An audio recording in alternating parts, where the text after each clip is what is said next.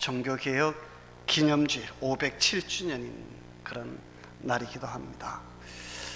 여러분들 종교개혁에 대해서는 아마 많이 들었을 겁니다. 우리 세계사를 바꾸어 놓은 그런 기점이 되기도 합니다. 1517년 10월 31일 날이었습니다. 마르틴 루터가 그 타락한 이 중세 교회를 향해서 개혁을 외치면서 비텐베르크 대학 성당 정문에다가 이제 95개조의 항의문을 내걸었던 날입니다. 이 날을 우리가 종교개혁의 출발이라고 그렇게 이야기를 합니다. 이 95개조의 항의문은 라틴어로 기록이 되어져 있었고, 이것을 그 비텐베르크 대학 학생들이 이제 그 원문을 그대로 이제 영국으로 보냈고, 영국에 있는 학생들이 이제 영어로 이것을 번역을 해가지고 온 유럽에 퍼뜨리면서 종교개혁의 시작이 되게 되는데요. 이 루터가 이 95개조의 항의문을 이렇게 내어 건 데는 이유가 있었죠. 1517년 그때 당시에 교황은 레오 10세라고 하는 사람이었습니다.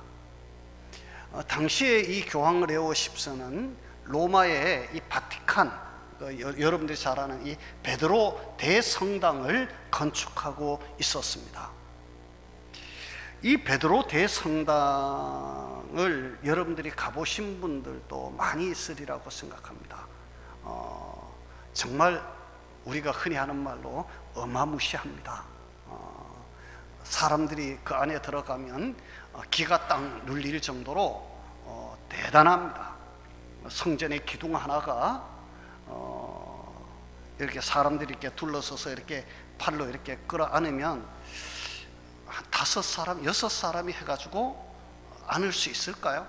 굉장히 큽니다. 그 뒤에 사람 몇 사람이 숨어도 보이지 않을 만큼 대리석으로 만든 기둥들이 아주 우뚝우뚝 이렇게 서 있는 그런 성당의 모습을 보게 되는데요. 문제는 이 성당을 짓는데 돈이 부족했습니다. 재정이 너무 부족한 거예요. 온 유럽의 사람들이 다 돈을 끌어모아도 이 성전을 짓는데 턱부족인 거예요. 왜냐하면 여러분들 그 성전에 가서 보면 여러 가지 이제 건축물도 대단하지만 벽화가 정말 대단합니다. 성전의 천장화라든지 벽에 다 그림이 그려져 있잖아요. 그런데 그 그림은 물감으로 그린 그림이 아닙니다. 전부 다 천연 색깔로 그린 그림입니다. 노란색이 참 많이 들어가 있는데요, 벽화에 보면 그 노란색은 다 금을 녹여서 금으로 칠한 것입니다. 그러니까 여러분, 이게 성당을 짓는데 얼마나 많은 재정이 투입되었을까라고 하는 것은 짐작합니다. 그런데 재정이 부족해지니까 성전 건축을 이어갈 수가 없게 되어지고, 정말 그래서 어떻게 이 돈을 모을까를 고민을 하고 있었는데, 그때 독일의 그 마인츠의 주교였던 이 알브레이트라고 하는 사람이 교황을 찾아가서 하나의 제의를 합니다. 교황청에서 면죄부 판매를 허락해 주신다면 우리가 온 나라에 다니면서 면죄부를 팔고 그 수익금의 50%를 이 교황청 건립, 이 베드로 대성당 건립에다가 기부를 하겠다라고 제의를 합니다. 레오 10세 교황의 입장에서 볼 때는 돈이 생길 수 있는 길이 열렸습니다. 그는 그 수락을 허락을 했고, 이 마인츠의 대주교였던 이 알브레이트는 당시 독일의 대단한 웅변가였고 신부였던 테첼이라고 하는 사람을 고용을 합니다. 이 테첼이라고 하는 사람은 얼마나 말을 잘하는지 여자를 남자로 바꾸는 일 외에는 무엇이든지 할 수 있다라고 이야기할 만큼 이 웅변술이 아주 능했습니다. 그가 말을 하면 사람들이 처음에는 이렇게 듣다가 나중에는 다 빠져들어가는 정말 말을 잘하는 사람이었다라고 이야기합니다. 그런데 이 테첼이 이제 이 알브레히트의 이제 그 이야기를 듣고 사거리에 나가가지고 사람들을 많이 모아놓고 막 연설을 하기 시작합니다. 그 연설의 내용이 무엇이었느냐 하면 바로 이 캐토릭에 있는 연옥 교리를 이용한 이야기였습니다. 캐토릭은 연옥이라고 하는 이 교리를 가지고 있습니다. 우리 개신교에서는 절대 말하지 않는 이야기입니다. 우리는 분명히 하고 있는 것이 있습니다. 자, 여기 주목하셔 보시고요. 여러분들, 우리 개신교에서는 믿는 자는 하나님 앞에 구원을 받고 믿지 아니하는 자는 그 다음에 뭐죠? 저기서 우리 주일학교 아이들이 더 잘 안다는 게 지옥입니다. 이게 분명합니다. 그런데 캐토릭은 그렇게 말하지 아니하고 잘 믿는 사람은 천국으로 바로 갑니다. 그리고 아주 나쁜 사람들은 지옥으로 갑니다. 그런데 어중간한 사람들이 이 세상에는 훨씬 더 많습니다. 믿는 것 같은데 안 믿는 것 같기도 하고, 안 믿는 것 같은데 믿는 것 같기도 하고, 믿는다고는 하는데 하는 행동을 보니까 안 믿는 사람보다 더 나쁜 일을 많이 하고, 안 믿는다고 그러는데 보니까 믿는 사람보다 더 착한 일도 많이 하고, 이런 사람들이 이 세상에 훨씬 더 많은 거예요. 그런데 이런 사람들은 죽어서 천국도 지옥도 아닌 중간에 있는 연옥에 간다라고 이야기를 합니다. 연옥은 한마디로 말해서 다시 연단을 받는 곳이라는 이야기입니다. 훈련할 때 연자 쓰는 것이죠. 연단을 받는 곳. 그러니까 그곳에 가가지고 다시 연단을 받고 그 연단을 통과하면 어디로 가고? 천국으로 가고, 그 연단을 통과하지 못하면 그때는 지옥으로 간다. 이것이 캐토릭의 교리예요. 그런데 테첼은 길거리에 나가서 사람들을 막 모아놓고 이야기를 시작합니다.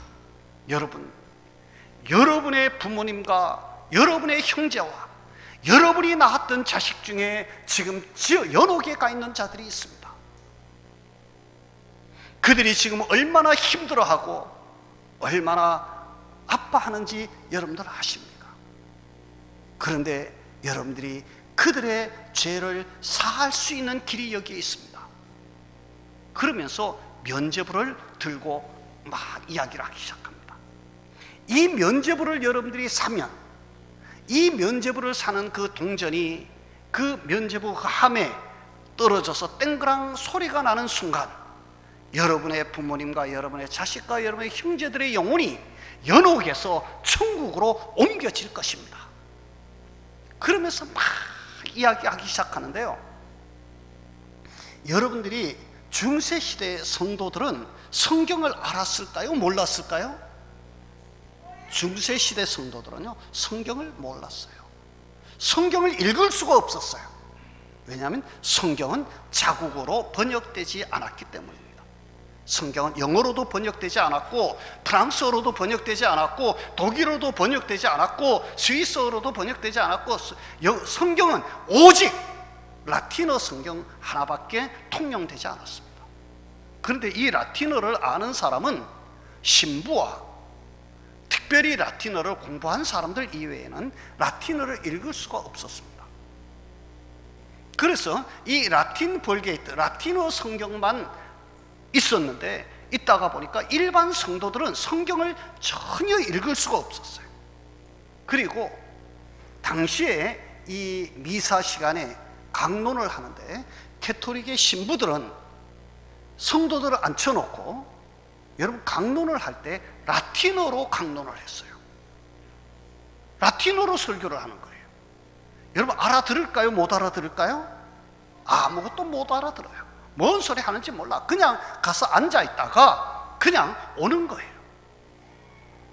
자, 여러분, 그런 성도들이 이 테첼이 막 쓰게 연설을 하면서 이 면죄부를 사면 여러분들의 부모님의 영혼이, 여러분의 형제의 영혼이, 저 연옥에 있던 그 영혼이 천국으로 간다고 막 열변을 토하는데 사람들이 거기에 다 넘어가는 거예요. 여러분, 세상에 보면요, 부모님 돌아가시고 난 다음에 많이 우는 사람들이 있습니다. 주로 누가 많이 우는지 아십니까? 불효자들이 많이 웁니다. 불효한 사람들이 많이 울어요. 그 여러분들 부모님 돌아가시면 너무 많이 울지 마세요. 그러면 옆에다 아이고 참 부모님 속 많이 썩였나 보다 그러거든. 그런데 그래서 있지, 나중에 보면 요즘도 세상 보면 그래요. 자식들이 그래요. 부모님이 지금 살아 계셨더라면 내가 뭐도 해드리고 뭐도 해드릴 수 있었을 텐데 지금 부모님이 안 계시다고 그러면서 눈물을 글썽글썽 하는 사람들이 많이 있는데요, 지금 솔직히 살아있으면 그 사람들 할까요, 안 할까요? 제가 볼 때는요, 빨리 돌아가시라고 그럴 것 같아요. 하는 것이 아니에요. 그런데 여러분, 당시에 이 사람들도요, 부모님의 영혼을 위해서, 연옥에서 연단받는 부모님의 영혼을 위해서, 여러분이 낳아서 어려서 죽은 그 자식을 위해서, 여러분의 형제들을 위해서 면죄부를 사면 그 연단받는 그 장소에서 천국으로 옮겨간다고 그러니까 너도 나도 없이 막 면죄부를 사기 시작하는 거예요. 이것이 베드로 대성당을 짓는 그 자금이 되었다라고 하는 것은 여러분들이 익히 잘 알고 있는 이야기입니다. 그런데 루터가 이것을 보았습니다. 루터는 너무 속이 상했습니다. 루터는 비텐베르그 대학의 성서학 교수였습니다. 그리고 그는 신부였습니다. 그러니까 라틴어를 너무 잘 알잖아요. 그는 성경을 너무 잘 알잖아요. 그리고 성경에서는 아니 돈으로 천국을 산다고? 돈으로 우리의 죄를 소멸한다고? 이것을 루터는 받아들일 수가 없었던 거예요. 죄는 금전으로 소멸되는 것이 아니다. 그래서 항의문을 내어 건 것이, 그것이 바로 95개조 항의문의 주 내용입니다. 자, 여러분, 그러면서 루터는 교회가 성경의 본질로 돌아가지 아니하면 교회는 교회가 아니다 라고 주장하면서 이 종교개혁의 기치를 들게 되어지는데요. 자, 여러분, 루터는 그 종교개혁의 중심을 무엇으로 보았느냐면 바로 솔라 스크립투라, 이 라틴어인데요, 이 말을 우리가 영어로 그냥 솔라 스크립투라 발음 나는 대로 이렇게 쓰기는 하는데 사실은 라틴어입니다. 오직 성경으로 라고 하는 뜻입니다. 오직 성경으로. 우리의 신앙이 우리의 자신의 주장이나 자신의 개인적인 어떤 체험이나 꿈이나 이런 것들로 이루어지는 것이 아니고, 우리의 신앙은 오직 성경으로 돌아가야 한다고, 성경이 그 기반이 되어야 한다고, 성경이 우리의 신앙의 이정표가 되어야 된다고 강력하게 주장했던 것이 바로 이 종교개혁의 기치였습니다. 오늘 우리가 역대하에 있는 이 말씀을 읽었습니다. 이 본문에 나오는 왕은 요시야라고 하는 왕입니다. 요시야 왕은 8살에 왕이 된 사람입니다. 8살에 왕이 됐는데, 8살이 우리 현서, 너 몇 살이냐? 응? 10살. 너보다 더 어렸을 때 요시야가 왕이 됐대요. 그런데 이 요시야가 왕이 되었는데요, 어린 마음에 왕이 되고 보니까, 왕은 당시에는 이제 그 유대의 왕이니까 어디에서 요즘 말로 하면 임직식 같은 거 있잖아요. 왕의 이제 이게 취임을 하는 거잖아요. 그 왕의 대관식을 하는데 어디서 했을까요? 성전에서 합니다. 그런데 예루살렘 성전이 보니까 어린 아이의 눈에도 너무 쇠락해 있는 거예요. 뭐 하도 사람들이 오래 보수를 안 해가지고 여기도 허물어지고 저기도 허물어지고 천장의 벽도 막 이렇게 허물어지고 지붕도 막 여기저기 막 무너지고 비가 막 새고 막 이러는 모습을 보면서 요시야가 너무 마음이 아픈 거예요. 그래서 이 어린 요시야 왕이 대제사장이었던 hil기야라고 하는 사람을 불러가지고 명령을 내립니다. 성전을 보수하라. 성전을 다시 보수하라는 것입니다. 그러면서 돈을 내어줍니다. 무슨 돈을 내어줬을까요? 왕궁에 있는, 요즘 말하면 내탕고의 그 재물을 내어주고 성전을 보수하라고 지시를 합니다. hil기야 대제사장이 이제 성전을 보수를 하게 되어지는데, 성전을 보수를 하려고 하다 보니까 막 여기를 막 허물어지고 막 무너지고 이런 것을 뜯기도 하고 막 이렇게 해야 되잖아요. 하다가 보니까 어디에선가 두루마리로 된 성경책을 발견하게 됩니다. 그러니까 두루마리에 쓰여져 있는 성경을 발견하게 되는 거예요. 그래서 이 hil기야 대제사장이 그 두루마리로 된 그 성경을 가지고 요시야 왕을 찾아와서, 왕이시여, 성전을 보수하다가 보니까 성전 안에 이런 것이 있었습니다. 그리고 가져온 거예요. 그러니까 요시야 왕이 이제 그 두루마리 이렇게 되는 걸 사람들, 자기 신하들하고 다 불러다 놓고, 이제 우리 오늘 성경에 보면 왕이 사람을 보내가지고 유다와 예루살렘의 모든 장로들을 불러 모으고 유다의 모든 사람과 예루살렘 주민들과 대제사장들과 제사장들과 레위 사람들과 모든 백성 남녀노소를 물어나고 다 불러다 놓고 서기관이었던 사반이라고 하는 사람에게 명령을 합니다. 너가 이걸 읽으라는 것입니다. 그래서 이 라반이 큰 소리로 이제 막 그 두루마리로 된 성경을 읽기 시작합니다. 한참 그 성경을 읽는 것을 듣고 있던 이 요시야가 자리에서 뻘떡 일어나더니 왕의 옷이잖아요. 왕의 옷을 찢었습니다.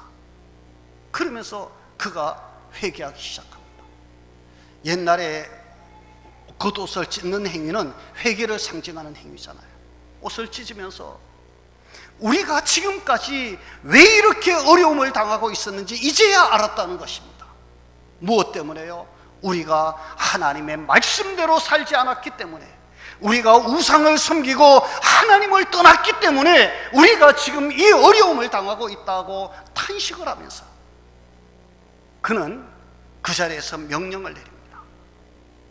이 유대 땅에 있는 모든 이방의 신전들을 다 헐어버려라. 그리고 모든 우상들을 다 제거하라. 그리고 우상을 섬기는 자들을 전부 목을 베라고 지시를 합니다. 왕의 명령이 떨어졌습니다. 여러분, 어떻게 되었을까요? 여러분, 이방신을 섬기던 사람들이 그냥 가만히 있었을까요? 아마 저항이 많았을 것입니다. 그런데도 왕은 그 일을 밀어붙입니다. 그래서 우상의 신전을 다 헐어버리고 우상들을 다 제거하고 우상을 섬기는 자들의 목을 팹니다. 그리고 이 요시야는 다시 명령을 내립니다.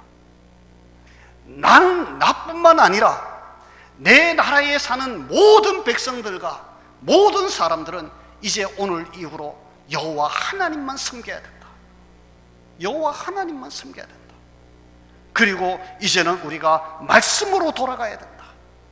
그러면서 그 두루마리로 된 그 성경을 성전에서 매일 읽게 하고 사람들로 하여금 그 말씀을 듣게 하는 이 말 그대로 대대적인 종교개혁을 감행을 합니다. 여러분, 어떻게 되었을까요? 우리 성경은 이야기합니다. 요시야가 왕위에 있는 날 동안 온 백성과 나라가 평안했더라. 평안하였더라. 왜요? 하나님이 지켜주시기 시작합니다. 하나님이 지켜주시기 시작해요. 요시야가 세상을 떠나고 난 이후에도 이 나라가 평안하여집니다. 우리 성경 열왕기 하에서는 이야기합니다. 23장 23절 25절 요시야와 같이 마음을 다하며 뜻을 다하며 힘을 다하여 모세의 모든 율법을 따라 여호와께로 돌이킨 왕은 요시야 전에도 없었고 후에도 그와 같은 자가 없었더라. 비록 어린 나이에 왕이 된 사람이지만 요시야 전에도 요시야 이후에도 요시야와 같은 개혁을 단행했던 왕은 전에도 없었고 후에도 없었다. 전무후무한 사람이었다 라고 요시야를 칭찬하고 있는 이러한 모습을 봅니다. 여러분, 자 보면 요시야도 마찬가지고 루터도 마찬가지입니다. 그들이 이 종교개혁을 단행할 수 있었던 그들의 밑바탕이 무엇이었느냐 하면 오직 성경으로라고 하는 것입니다. 오직 성경으로 돌아가야 된다. 내 생각이 아니고 지금 주변의 환경이 문제가 아니고 성경이 뭐라고 말하는지 이 성경으로 돌아가야 된다 라고 하는 것이 종교개혁자들의 모토였습니다. 여러분, 조금 전에도 이야기했지만 루터가 종교개혁을 단행할 시작할 당시 일반 성도들은 성경을 읽을 수 없었습니다. 루터는 독일어로 성경을 번역하기 시작합니다. 그래서 최초의 라틴어로 된 성경이 그 독일어로 번역이 되어진데 그것은 루터역입니다. 루터가 번역한 성경입니다. 그리고 독일이 최초의 금속 인쇄술을 이제 가지고 그 성경을 인쇄해서 막 퍼뜨리기 시작합니다. 성경을 읽어야, 그래야 우리가 하나님의 말씀대로 살 수 있다. 그것이 루터의 주장이었습니다. 오늘 우리는 한글로 된 성경을 가지고 있습니다. 그런데 우리는 이 성경의 소중함을 잘 모릅니다. 너무 많은 사람들이 성경을 읽지 않고 있다라고 하는 것입니다. 여러분, 성경을 읽어야 합니다. 요한계시록은 말합니다. 말씀을 읽는 자와 듣는 자와 지키는 자가 복이 있다. 하나님의 말씀은 읽어야 합니다. 들어야 합니다. 지켜야 합니다. 루터가 사제가 되었습니다. 신부가 되었습니다. 그런데 그의 마음속에는 구원의 확신이 없었어요. 신부가 되었는데도 구원의 확신이 없어요. 그 구원의 확신이 없은 첫 번째 이유가 뭐냐면 정말 하나님이 정말 예수님이 십자가에 달려 죽으시고 피 흘려 주신 그 공로가, 그것이 내가 지은 모든 죄를 사할 수 있을까? 정말 십자가의 보혈로 나는 용서를 받고 천국에 갈 수 있을까라고 하는 이 죄사함에 확신이 들지 않았던 거예요. 루터는 너무 괴로웠습니다. 그것 때문에 루터가 고민을 합니다. 그러다가 루터가 이제 그 로마에서 열리는 그 회의에 참석하기 위해서 갔다가, 그는 이 라테란 성전이라고 여러분들 혹시 아시는지 모르겠는데요, 빌라도의 계단이라고 하는 계단이 있는 곳입니다. 예수님을 신문했던 빌라도가 오르내렸던 그 계단을 그대로 이제 옮겨서 성당을 지었던 그 성당인데요, 그 성당에 가면 그 계단을 지금도 사람들이 무릎으로 기어 오르고 기어 내리고 하는 그런 모습을 보게 됩니다. 지금은 이제 그 마루로 되어져 있던, 그 나무로 되었던 그 이제 계단을 지금 하도 사람들이 거기를 막 올라가고 내려가고 하니까 나무가 다 따라가지고 안 되잖아요. 그래서 위에다가 이렇게 유리로 하나씩 이렇게 씌워 놓고 사람들이 그 유리 위로 이렇게 무릎을 꿇고 올라가고 그러기도 하는데요, 이 루터가 거기에 가서 무릎에 피가 날 정도로 무릎을 기어 오르고, 그 무릎으로 기어 오르고 기어 내리면서 하나님, 내 죄를 용서해 주십시오 하고 아무리 빌어도 마음속에 확신이 서지 않아요. 그는 벌떡 일어섰습니다. 그리고 인간의 고행으로 내 죄가 소멸되어진다, 이것은 성경이 아니다. 그리고 돌아옵니다. 그리고 그 베텐베르그 대학 이 종탑이 있는데요, 그 종탑 위에 올라가 가지고 어느 날 성경을 읽는데 갑자기 로마서 1장 17절이 그의 머릿속에 팍 하고 떠오르기 시작합니다. 여러분들이 잘 아는 말씀입니다. 복음에는 하나님의 의가 나타나서 믿음으로 믿음에 이르게 하나니 기록된 바 오직 의인은 믿음으로 말미암아 살리라 함과 같음이라. 오직 의인은 무엇으로 산다? 믿음으로 산다. 이 성경을 읽는 순간 이 루터의 머릿속에 번쩍하는 것이 있었습니다. 루터가 너무 막 감격해서 자기의 무릎을 치면서 자리에서 벌떡 일어났습니다. 이것을 우리는 루터의 탑의 경험이라 그렇게 이야기를 하는데요. 루터는 거기서 중요한 진리를 깨닫게 된 것입니다. 우리 인간은 돈으로 구원을 얻는 것도 아니고 고행으로 구원을 얻는 것이 아니라 무엇으로 구원을 얻는다? 믿음으로 구원을 얻는 것이다. 우리는 믿음으로 하나님 앞에 용서를 받고 믿음으로 하나님의 사람이 되어지고 믿음으로 천국에 가는 것이다.